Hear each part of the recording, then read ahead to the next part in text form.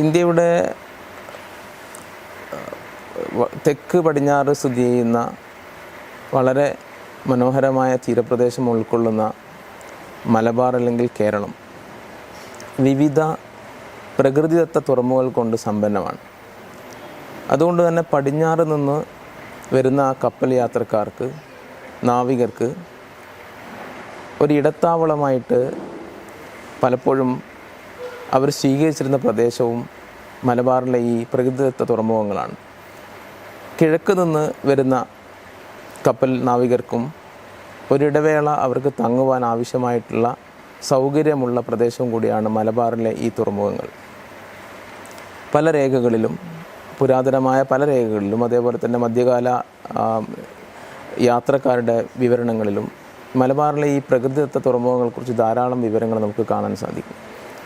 ഒരു stop over എന്നുള്ള നിലയിൽ കിഴക്ക് നിന്ന് വരുന്ന കച്ചവടക്കാർക്കും നാവികർക്കും എത്തിച്ചേരുവാനും അല്പകാലം തങ്ങുവാനും ഇവിടെ നിന്ന് ആവശ്യമായിട്ടുള്ള വസ്തുക്കൾ ശേഖരിക്കുവാനും പടിഞ്ഞാറോട്ടുള്ള യാത്രയിൽ അവ കൊണ്ടുപോകാനും ആവശ്യമായിട്ടുള്ള എല്ലാ സൗകര്യങ്ങളുമുള്ള ഈ തുറമുഖങ്ങളെ പരമാവധി ഈ കച്ചവടക്കാരും വണിക്കുകളും പരമാവധി ഉപയോഗിച്ചതായിട്ട് നമുക്ക് കാണാൻ സാധിക്കും.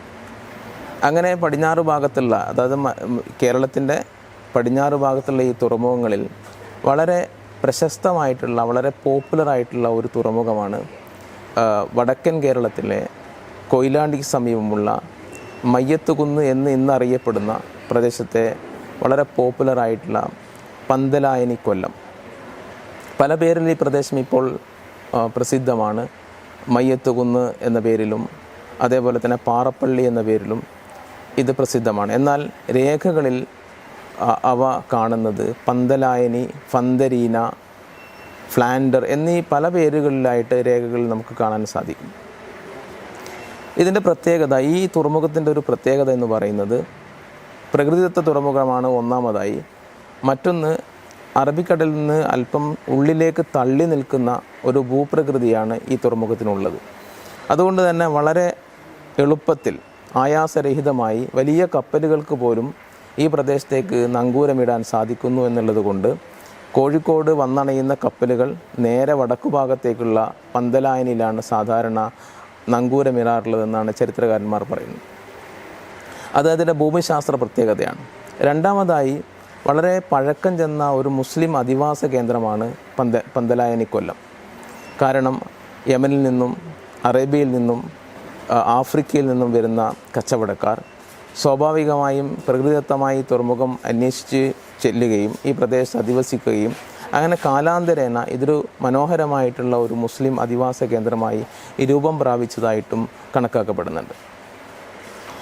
ഇതിൽ വളരെ ശ്രദ്ധേയമായൊരു കാര്യം, 10-ാം നൂറ്റാണ്ടിൽ ഭരണം നടത്തിയിട്ടുള്ള 962 മുതൽ 1021 വരെ AD 1121 വരെ ഭരണം നടത്തിയിട്ടുള്ള ചേര ഭരണാധികാരിയായ ഭാസ്കര രവിവർമ്മൻ്റെ ഒരു ശിലാശാസനം, ഒരു ശാസനം നമുക്ക് ഈ പന്തലായനിൽ നിന്ന് ലഭ്യമാണ്. അവിടുത്തെ ജുമാഅത്ത് പള്ളിയിൽ അവ സൂക്ഷിച്ചിട്ടുണ്ടായിരുന്നു. ഈ പള്ളിയിൽ നിന്ന് കിട്ടിയിട്ടുള്ള ഈ ശാസനത്തിലാണ് നമുക്ക് ഈ പ്രദേശത്ത് മണിഗ്രാമം അടക്കം വരുന്ന വർത്തക സംഘങ്ങൾ വളരെ സജീവമായി പ്രവർത്തിച്ചിട്ടുണ്ടായിരുന്നു എന്ന് സൂചന നൽകുന്നത്. ഇങ്ങനെ വണിക്കുകളുടെ ആവാസ കേന്ദ്രം അല്ലെങ്കിൽ അവരുടെ അധിവാസ കേന്ദ്രം എന്നുള്ള നിലയിലാണ് സ്വാഭാവികമായിട്ടും ഈ മയ്യത്തുകുന്ന് എന്ന് പിൽക്കാലത്ത് അറിയപ്പെടുന്ന ഈ പ്രദേശം പോപ്പുലറാവുന്നത്. ഈ പ്രദേശത്തിൻ്റെ മറ്റൊരു സവിശേഷത നമ്മൾ കാണുന്നത്, ഇവിടെ കാണുന്ന അനേകം ഖബറുകളാണ്. ഒരു ശ്മശാനമായിട്ട് ഉപയോഗിച്ചിരിക്കാമെന്ന് നമുക്ക് തീർച്ചയായും അനുമാനിക്കാൻ സാധിക്കും. മാത്രമല്ല, വളരെ ബഹുമാനപൂർവ്വം ആദരപൂർവ്വം ആളുകൾ കണ്ടിരുന്ന ചില ഖബറുകൾ, മക്ബറകൾ നമുക്കിവിടെ കാണാൻ സാധിക്കും. ഈ മക്ബറകളുടെ പ്രത്യേകത എന്ന് പറയുന്നത് ഈ മക്ബറകളിൽ ഇൻസ്ക്രിപ്ഷൻ ഉണ്ട് എന്നുള്ളതാണ്. ഈ മരിച്ച വ്യക്തിയെക്കുറിച്ചുള്ള സൂചന നൽകുന്ന അല്ലെങ്കിൽ മരിച്ച വർഷം സൂചന നൽകുന്ന ചില ഇൻസ്ക്രിപ്ഷൻസും വളരെ മനോഹരമായ രീതിയിൽ കാലിഗ്രാഫിയിൽ എഴുതി വച്ചിട്ടുള്ള ചില ശിലാലിഖിതങ്ങളും നമുക്ക് ഇതിൻ്റെ മുകളിൽ നിന്ന് കാണാൻ സാധിക്കും. മറ്റൊരു സവിശേഷത, സൂഫികൾക്കും അതുപോലെ തന്നെ ആധ്യാത്മിക മേഖലകളിൽ വിഹരിച്ചിരുന്ന ആളുകൾക്കും അധിവസിക്കാൻ പറ്റുന്ന ഒരു മനോഹരമായിട്ടുള്ള സവിശേഷതയും ഈ പ്രദേശത്തിനുണ്ട് എന്നുള്ളതാണ്. സ്വാഭാവികമായിട്ടും നമുക്കറിയാവുന്നതുപോലെ ഈ സൂഫികൾ ഇത്തരം പ്രദേശങ്ങളിലാണ് അവരുടെ അധിവാസ കേന്ദ്രം തിരഞ്ഞെടുക്കാറുള്ളത്. അതുകൊണ്ട് ഇവിടെ എത്തിച്ചേർന്നിരുന്ന ആളുകൾക്ക് സൂഫി ബന്ധങ്ങളുണ്ടാവാം എന്നും നമുക്ക് ന്യായമായി അനുമാനിക്കാൻ സാധിക്കും. ഇങ്ങനെ വളരെ സവിശേഷതയുള്ള ഒരു സെറ്റിൽമെൻ്റ് എന്നുള്ള നിലയിൽ, ഒരു അധിവാസ കേന്ദ്രം എന്നുള്ള നിലയിലാണ് ഈ പാറപ്പള്ളി പ്രസിദ്ധമായി തീരുന്നത്.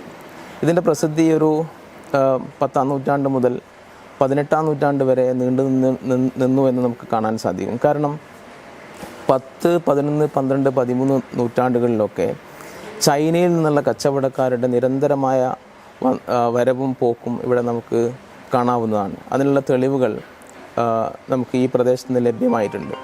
ഇവിടെ ഉള്ള ചില പള്ളികളുടെ പേര്, ഉദാഹരണത്തിന് ചീനപ്പള്ളി എന്ന പ്രസിദ്ധമായ പള്ളി അവിടെയുണ്ട്.